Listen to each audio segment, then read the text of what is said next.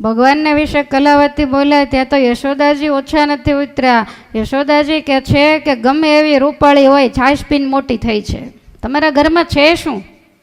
અને મારો કાનો તો રાજકુમાર છે અને એ તો માખણ ખાઈને મોટો થયો છે, અને કાળો તોય રાજકુમાર ને ગોરી તોય ગુજરી. માટે તારી દીકરી ભાગ્યશાળી હું માગું લઈને આવી, બાકી રાજાઓના માગા તમારા ઘેર હોય જ નહીં.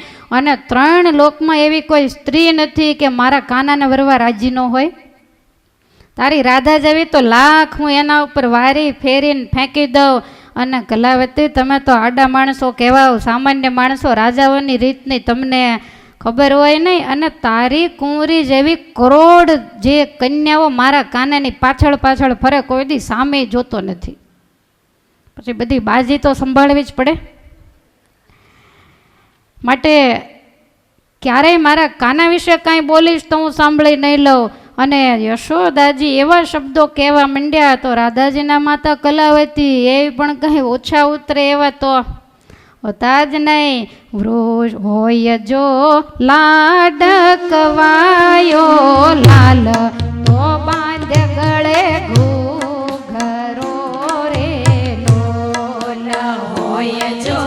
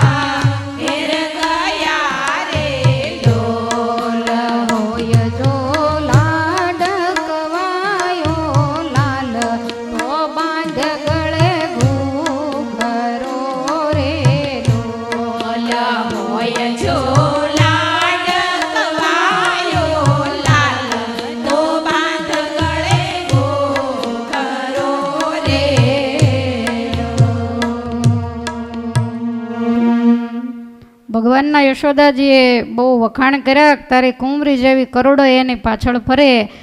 ત્યારે કલાવતી કહે છે કે બહુ એવો લાડકવાયો હોય તો ગળે ઘૂઘરો બાંધીને આખા ગોકુળમાં ફેરવે, પણ મારી દીકરી દેવી નથી અને તારા પુત્રના કેવા આચાર, કેવી એની વાતો થાય, ચોરીઓ કરે, ગોપીઓની છેડતી કરે. માટે મને તો એમ થાય કે આખી જિંદગી કુંવારો જ રહેશે, એને કંઈ આવો દ્વારકા આમ ખબર પડે. કલાવતી કહે છે કે એને કોણ પોંખશે, અને કદાચ જે એને પોંખશે ને એના કપાળમાં ચોખા ચોડશે. કોણ? તો કે હશે જે નવરી લજ્જા હીણ, એ ચોખા એને ચોડશે ને. જશોદાનો મગજ ગયો. જશોદા કે ગમે એમ તો ગુર્જરની સ્ત્રીને લજ્જા કે અક્કલ જેવું કાંઈ આને છે જ નહીં ને, આને કાંઈ નથી, આની દીકરીમાં શું લેવાનું હોય. માટે કાંઈ મારા કાના સાથે આને પરણાવી નથી. આવી રીતે બહુ વિખવાદ થયો અને મોડી રાત થઈ ગઈ. ભૃખુબાણ જુદા પડે પણ આ જુદા પડે. સામ સામે ઝઘડો થઈ ગયો અને પછી યશોદાજી ખીજાય અને ત્યાંથી એમને એમ થેલી લઈ અને પાછા ગોકુળ તરફ વિવાહની પડતી મેલી વાટ અને જશોદા ઘેર ગયા. અડધી રાત્રે યશોદાજી ઘેર પણ હવે કામ કરીને આવ્યા હોય તો આમ હોશ હોય. આ તો સાવ નિરાશ થઈને આવ્યા. કેટલી બોલાચાલી થઈ. હવે નંદરાયજી તો સૂઈ ગયા પણ ઠાકોરજી સૂતા.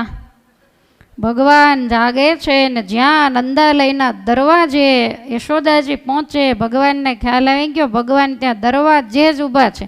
સહેજ આમ જ્યાં ખટખટાવ્યો ત્યાં ઠાકોરજી દરવાજો ખોલીને કે લાવ્યા કન્યા. અને યશોદાજીનો મગજ ગયો હાથ ઉગામાં. ભગવાન એકદમ ભાગ્યા. યશોદાજી કહે છે કે આજ તો નહીં પણ મને એમ થાય કે આખી જિંદગી તને કોઈ કન્યા દેવાનો નથી. તારી બધી વાત ને બધી ફરિયાદ બરસાના સુધી પહોંચી ગઈ. ભૃખુબાણ તો કાંઈ ન બોલ્યા પણ કલાવતીએ મને કેવા મેણા માર્યા કે મારે ગોકુળ આવવું અઘરું પડી ગયું. ભગવાનને મનમાં એમ થયું કે કલાવતી અને એ વળી મારી માતાને આવી રીતે ન મારવાના મેણા મારે. અને એ વખતે ભગવાન કહે છે કે માં હું જાઉં. યશોદાજી કે જા, તને દે તો જા, મને કાંઈ વાંધો, પણ તું માર ખાઈને ન આવતો. ભગવાન કે ન આવું. અને રાત્રે ને રાત્રે ભગવાનને માને ભગવાન કહે છે કે સવારે પહોંચવાની તૈયારી કરીને રેજો. સવાર પડતા જો રાધાને લઈને ન આવું વાજતે ગાજતે તો હું જશોદાનો લાલો નહીં.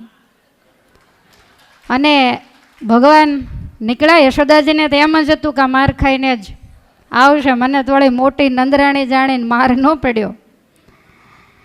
હવે ભગવાન સાંજનો રાત્રિનો સમય અને નીકળ્યા. વહેલી સવારે બરસાનાની ભાગોળે એક સંન્યાસી વૈરાગીનું રૂપ લઈ અને માથે મોટી જટા, દાઢી, ઉંમર બહુ નાની એવી, યજ્ઞોપવિત, થોડીક પાસે ભભૂતિ, આવી બધી વસ્તુ, રુદ્રાક્ષની માળાઓ પહેરેલી, જોડી બાજુમાં મૂકી અને મૃગચર્મનું આસન બિછાવી અને ભગવાન બરસાનાની ભાગોળે બેઠા. જૂના જમાનામાં વહેલા જાગવાનો રિવાજ હતો, અત્યાર જેવો નહીં.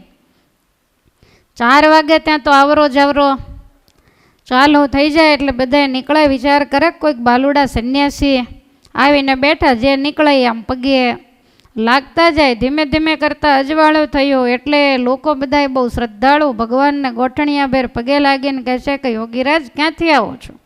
ભગવાન કે આમ બધે વનમાં ફરતો ફરતો આવું છું. તો અહીંયા તમે રોકાવાના છો? ભગવાન કે નહીં, અહીંયા તો હું વિશ્રાંતિ લેવા માટે બેઠો છું. તમારે ગામમાં તમારે બીજા કોઈને કાંઈ મુશ્કેલી હોય તો કહેજો, અમે સાધુ સંતો તો બધાના આશીર્વાદ દેવા માટે બેઠા છીએ, બધાને દુઃખ ટાળવા માટે. ને આવું તમે સંસારીને કયો તો એને દુઃખ ન હોય એવું બને જ નહીં. કાંઈક ને કાંઈક ઉપાધિ તો ફાઇલો આરે લઈને જ ફરતા હોય કે મારે આ ઉપાધિ. કાંઈ ન હોય તો એમ કે મને જમ્યા પછી પેટમાં બહુ દુખે. બધાને દુખે વધારે ખાઈ જાવ તો ખ્યાલ આવે, પણ ઉપાધિ તો નીકળે જ. એટલે જેને જેને ગામની અંદર વાત વહેતી થઈ બહુ નાના બાલુડા સંન્યાસી આવ્યા છે અને બહુ સારી બધી વાતોને જાણે છે, બધાના દુઃખ કાપે છે. એટલે જેટલા નીકળે એટલા બધા પગે લાગે, દુઃખ નિવેદન કરે અને ભગવાન બધાને કાંઈક બબૂતીની ચપટી કે એવું કાંઈક દેતા હશે. ભગવાનને એમ થયું કે બધાએ નીકળશે પણ કલાવતી કે ભૃખુબાણ કે જેની જરૂર છે એ નહીં નીકળે. કારણ કે અમુક અમુક જગ્યાએ લેવાવાળા કરતાં જોવાવાળા જાજા હોય. એટલે ભગવાને આંખ બંધ કરીને રાધાજી સ્નાનાદિક કરીને તૈયાર થઈને ઘરકામ કરતા હશે એમાં પરમાત્માએ આંખ બંધ કરીને રાધાજીના મનની વૃત્તિને ખેંચી અને ખેંચતાની સાથે જ રાધાજી બેભાન થઈને ધરતી ઉપર ઢળી પડે, આંખો ચડી ગઈ મોઢેથી, ફીણ આવી ગયા. કલાવતી દોડ્યા, ભૃખુબાણને બોલાવ્યા. અચાનક આને શું થઈ ગયું? પછી તો ખૂબ મહેનત કરી, વૈદો હકીમને બોલાવ્યા, તોય મેળ ન આવ્યો. અને પછી તો કાંઈક બધા જંત્ર મંત્ર કે જે પછી બધે શ્રદ્ધા બેસે, બધા એને બોલાવ્યા ને બધા એને પૂછ્યું, નાડી જોવે તો કાંઈ નાડી ચાલે નહીં. અને રાધાજી કાંઈ ભાનમાં આવ્યા નહીં. કલાવતી અને ભૃખુબાણ ચોદાર આંસુડે રડવા માંડ્યા. અને એમાં કોઈ ગામના માણસે એવું કીધું કે આપણા ગામની ભાગોળે એક સંન્યાસી મહારાજ આવ્યા છે, બાલુડા. બહુ રૂડારૂપાળા, બહુ સમર્થ છે. ગમે એને ગમે એવું દુઃખ હોય ને એક ચપટી ભભૂતિ આપે એટલે એને તરત સારું થઈ જાય છે. અને પછી તો થાકેલો માણસ તો ક્યાં ન જાય. એટલે ભૃખુબાણ તરત જ તૈયાર થયા, ગામના માણસોને સાથે લઈ. ભગવાને આમ જોઈને મરક મરક ભગવાન હસ્યા. ભૃખુબાણ જઈ ગોઠણીએ પડીને પગે લાગ્યા. સંન્યાસી મહારાજ, એક બહુ મોટી ઉપાધિ આવી. શું? તો કે મારી દીકરી રૂપશીલ અને ગુણનું ધામ, જેનું નામ છે રાધા. એટલે ભગવાન જોઈ રહ્યા સામે ને સામે. શું છે એને તકલીફ? તો કે ખબર નહીં, ઘરકામ કરતી ને કાંઈ હતું નહીં, અને અચાનક જ ધરતી ઉપર ઢળી પડી. કાંઈક બીપી પણ ઘણા બધા વૈદ હકીમોને બોલાવ્યા પણ કાંઈ મેળ બેસતો નથી. માટે મારે એકની એક જ દીકરી અને એવી રૂપવાન તેજના શેરડાઓ નીકળે, માટે કાંઈક તમે એના ઉપર કૃપા કરો. ભગવાન કે કેવડી છે? આ કે 11 વર્ષની. ભગવાનને પ્રાર્થના કરી, મહારાજ ઘેર પધારો. ભગવાન કે હું ત્યાગી છું, હું સંન્યાસી છું, ગ્રસ્તના ઘેર ગામ શહેરમાં હું ક્યારેય જતો નથી. તમારે જો એવું લાગે તો તમારી દીકરીને અહીંયા લઈ આવો. અરે એ તો બેભાન છે, જોડીમાં નાખીને લઈ આવો. જરૂર હોય તો લઈ જવી પડે. એટલે ભૃખુબાણ આવ્યા ઘેર. કલાવતીને વાત કરી કે જોગી મહારાજ તો બહુ સારા છે, પણ અહીંયા આવવાની ના પડે. કલાવતી કે જોડીમાં નાખીને ઉપાડો. ત્યાં આખું ગામ પાછળ આવ્યું અને રાધાજી એમને એમ બેભાન સ્થિતિમાં ભગવાનની સામે એને સુવડાવ્યા. એટલે ભગવાન આમ થોડી વાર સામું જોયું, પછી પાછું કાંઈક કાગળિયા કાઢ્યા, પંચાંગ કે કાંઈક કાઢ્યું, વેઢા બેઢા ગણ્યા. થોડી વાર આમ આંખો બંધ કરીને પછી આંખો ખોલી અને રાધાજીનું કાંડું આમ હાથમાં લીધું. અને આવી રીતે આમ થોડી વાર સુધી જોઈ અને ભગવાનનું મોઢું એકદમ ઓશિયાળું થઈ ગયું. ભૃખુબાણ ડરી ગયા.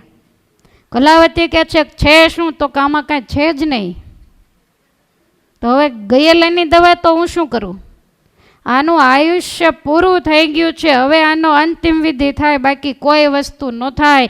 અને કલાવતીએ તો ભગવાનને મોઢે હાથ દઈ દીધો કે આવું બોલશો નહીં, ગમે તે રસ્તો કરો, બાકી મારી દીકરીને આ દુનિયામાં તમારી સિવાય એને કોઈ બેઠો કરશે એવું હું માનતી નથી. માટે ગમે તેમ કરીને આને સારું થાય એમ કરો. પછી વળી ઘડીક વાર ભગવાન આંખો મીચીને બેઠા અને થોડી વારે આંખો ખોલીને કીધું કે આની આયુષ્ય તો નથી. તમે આને પરણાવી છે? તો કે નહીં, પરણાવી તો નથી. પરણાવવા માટે કાલ રાત્રે જ બહુ માથાકૂટ થયેલી, પણ મારે કાંઈ આવી મોતીડાની બારોબાર મારી દીકરીને જ્યાં ત્યાં થોડી દઈ દેવાય એટલે અમે ના પડેલી. ભગવાન કે ક્યાંથી આવેલું માગું? તો કે નંદ કુંવરનું યશોદાજી લઈને આવેલા. કાંઈ વાંધો નહીં, પણ આનું આયુષ્ય નથી. જો અત્યારે ને અત્યારે જ તમારી કન્યાનું તમે વાગદાન કરી દો, કોઈને કન્યાદાન કરીને કાંડું સોંપી દો, તો એના કિસ્મતમાં હોય તો તમારી દીકરી બચે, બાકી તમારા ભાગમાં તો આ છે જ નહીં. વિચાર કરે, કહો કાલ રાત્રે આ પાડી દીધી હોત તો સારું હતું, પણ હવે આવી તો કાંઈ ખબર નહીં. ભગવાન કે જરાય વાર લગાડશો નહીં, એકબીજાની સામે જોશો નહીં. પછી લાંબો ટાઈમ ગયા પછી આ બચે એવું છે નહીં, માટે અત્યારે ને અત્યારે સંકલ્પ કરો. ત્યાં ગામમાં ને ગામમાં ક્યાં સંકલ્પ કરે? ભૃખુબાણ વારે વારે ભગવાનની સામે જોવે અને ભગવાનની બહુ સરસ મજાનો રૂપ, શીલ, ગુણ વગેરે, અને સંન્યાસીના વેશમાં તો ઓર રૂડા લાગે. એટલે ભૃખુબાણ કહે છે કે મહારાજ મારે તમને એવું પૂછાય નહીં, પણ તમારે લગ્ન કરવાના છે. ભગવાન કે હજી કર્યા નથી ને કરવાનો વિચારેય નથી. તમે શું કહેવા માગો છો? તો કે આ કન્યા તમને દઈ દઉં તો? ત્યારે થોડી વાર વિચારીને ભગવાન કહે છે જો લગ્ન કરવાનો જરાય વિચાર નથી, હું તો સંન્યાસી છું, પણ તમારી દીકરી બચી જતી હોય ને એક જીવ જો બચી જતો હોય અમારા સાધુ સંતોનું એ જ કામ, તો મને કાંઈ વાંધો નથી. અને એમને એમ રાધાજી સૂતેલા ભૃખુભાણે કાંડું જાલીને આપ્યું ઠાકોરજીના હાથમાં કે આ મારી કન્યા તમને મેં દીધી. ભગવાને તરત જ પેલી ભભૂતિ હતી એ રાધાજીની ઉપર આમ છાંટી, ત્યાં તો રાધાજી આળસ મરડીને બેઠા થયા. અને ભૃખુભાણે કહ્યું કે કાંઈ વાંધો નહીં, ભગવાન કે જો હવે મારે પછી જવું છે. એટલે ઉતાવળે બ્રાહ્મણો વગેરેને બોલાવીને ત્યાં ને ત્યાં જ ભગવાનનો રાધાજીની સાથે લગ્ન વિધિ કરવામાં આવ્યો. અને રાધાજીને લઈ અને ભગવાન સીધા ગોકુળ તરફ આવે. હવે આ બાજુ સવારના 8-9 વાગ્યાનો સમય થઈ ગયેલો. યશોદાજીને એમ થયું કે 8 વાગ્યા તો આવ્યો નહીં, હું તો 2-4 કલાકમાં પાછી આવી, માટે શું થયું હશે? નંદરાયજી ચિંતામાં. અને એ જ વખતે રાધાજી પાછળ મોટો ઘૂમટો તાણેલો અને આગળ નાના એવા ઠાકોરજી અને આવ્યા. અને યશોદાજીને કહે છે કે માં, અને જ્યાં જોયું ત્યાં તો યશોદાજી રાજી થઈ ગયા. ભગવાન અને રાધાજીના પોંખવાનો જે વિધિ હતો એ તમામ વિધિ કર્યો. અને પછી રાધાજી નંદરાયજી અને યશોદાજીને પગે લાગ્યા. ભગવાને રાધાજીને કહ્યું કે તમને પૂર્વે શ્રીદામાનો શાપ છે, એટલે તમે મારી સાથે નહીં રહી શકો, માટે તમારે વૃંદાવનની કુંજ ગલીમાં અમારા વિયોગમાં 100 વર્ષ સુધી રહેવું પડશે. એટલે રાધાજીને તરત વૃંદાવનની કુંજ ગલીમાં મૂકી દીધા. ભગવાન આ ધરતી ઉપર રહ્યા ત્યાં સુધી રાધાજી ત્યાં રહ્યા છે. તો આવી રીતે 5 વર્ષની ઉંમરે ભગવાનના રાધાજીની સાથે લગ્ન થયા છે. જ્યાં નજર કરો ત્યાં બધે રાધા કૃષ્ણની જ જોડ બિરાજમાન હોય. તો આ રીતે પરમાત્માએ રાધાજીની મનોકામનાઓને પૂર્ણ કરી છે. બધી ગોપીઓને પણ ખબર પડી કે કેવી રૂપાળી રાધા, અને આ નંદ કુંવરને આ કન્યા આપી. એટલે રાધાજીને તો ત્યાં મૂકી આવ્યા, પણ પછી સમય જાય એટલે ગોપીઓ છે ને એ ભગવાનને ખીજવે, કારણ કે આ બહુ ખીજવતા. એટલે જ્યારે હોય ત્યારે એમ કે યશોદાજી ગોરા, નંદરાયજી ગોરા, દાઉ ભૈયા ગોરા, તો તું કેમ સાંવરો? ત્યારે ભગવાનને વિચાર થાય કે આને જવાબ શું દેવો. અને એમાં રાધાજી આવ્યા, એને તમામ ગોપીઓએ જોયા. એટલે બધાએ પૂછવા માંડ્યા કે આવી રાધા ગોરી અને તું કેમ આવો?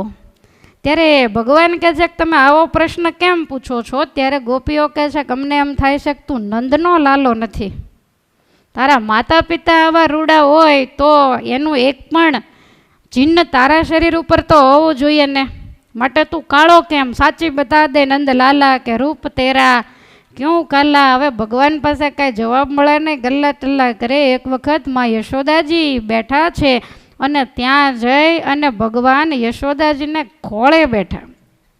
એટલે માથે હાથ ફેરવીને માં કહે છે કે લાલા કાંઈ થયું? તો કે નહીં, ગોપીઓ મને કાયમ ખીજવે છે. મારો એક પ્રશ્ન છે અને એ પ્રશ્નનો તમે મને ઉત્તર આપો. અદ્ભુત પ્રશ્ન યશોદાજીને ભગવાન પૂછે છે. यशोमती मैया से बोले नंद लाला, राधा क्यों गोरी मैं क्यों काला. यशोमती मैया से बोले नंद लाला, राधा क्यों गोरी मैं क्यों काला. राधा क्यों गोरी मैं क्यों काला. તમે જાગતા રહેજો. राधा क्यों गोरी मैं क्यों काला. बोली मुस्काती मैया ललन को बताया. बोली मुस्काती मैया થોડોક અવાજ વધારો. हो. बोली मुस्काती मैया सुन मेरे प्यारे. बोली मुस्काती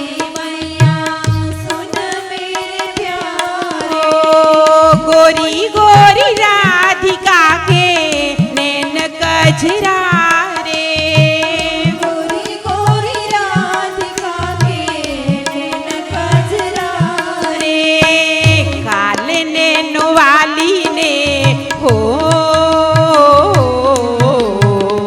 काले नैनो वाली ने ऐसा जादू डाला इसीलिए काला यशोमती मैया से बोले नंदलाला राधा क्यों गोरी मैं क्यों काला बोली मुस्काती मैया ललन को बताया बोली मुस्काती मैया ललन को बताया काली अंधियारी आधी रात में तू आया काली अंधियारी आधी रात में तू आया आया लाडला कन्हैया मेरा हो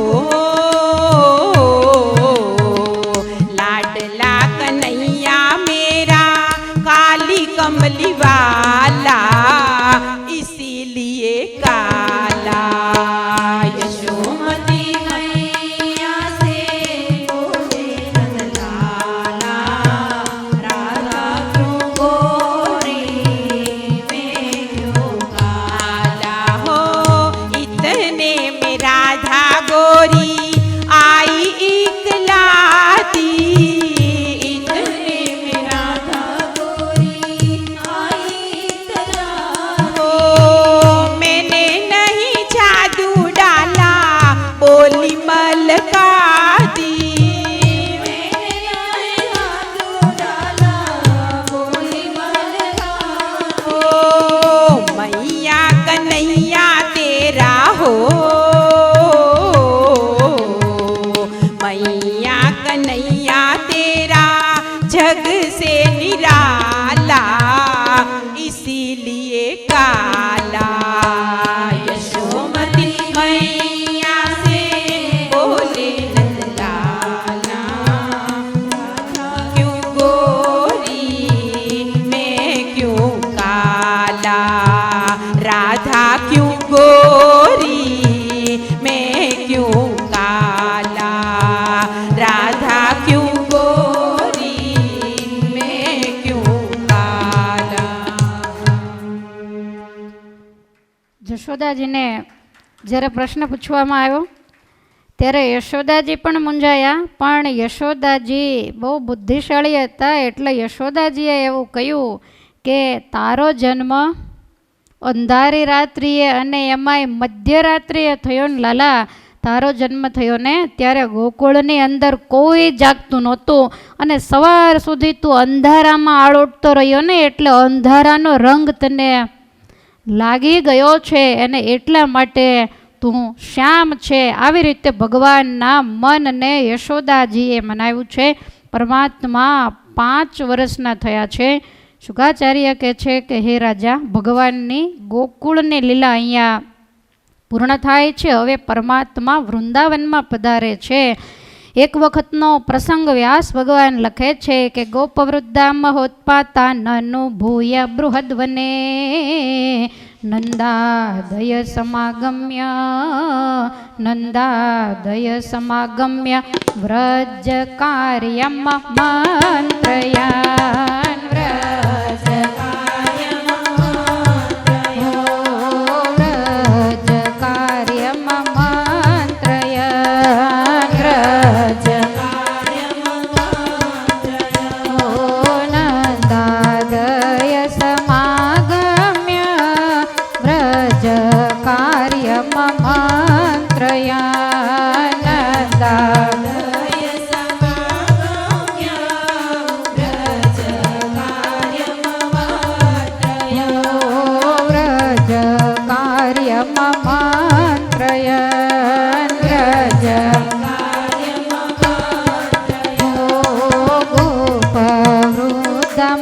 મહોત્પાતા નનો ભૂય બૃહદ્વને ગોપવૃદ્ધ મહોત્પાતા